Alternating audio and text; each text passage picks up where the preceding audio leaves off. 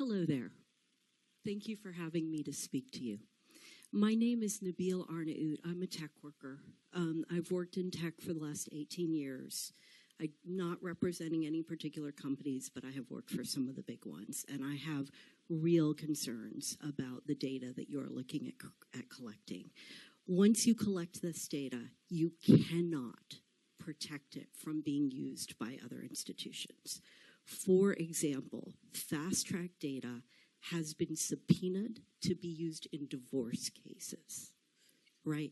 There is no way that you as the BART board can prevent this data from being used by other organizations. You just can't. Once it's out there, it's available, people will go after it.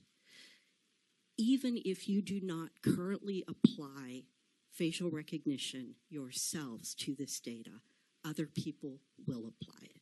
Other organizations will get it, they will subpoena it, they will take it, and they will apply facial recognition. As the gentleman who just spoke mentioned, I'm really concerned about an attack by a white supremacist on a black woman being used in ways that are going to harm other black women. We recently had the first major study of bias in facial recognition come out of the MIT Media Lab. What it found is that when you're trying to detect gender, so not actually identify an individual person, but detect the gender of a person, the best case was 21% failure rates for black women. The worst case was closer to 35% failure rates for black women. For white men identification, you were looking at 1% failure rates. These technologies are deeply biased. And again, even if you mean the absolute best and you will not apply facial recognition, it will be used. So I have extreme concerns, again, about harm to black folks and particularly black women with these surveillance and data collection policies.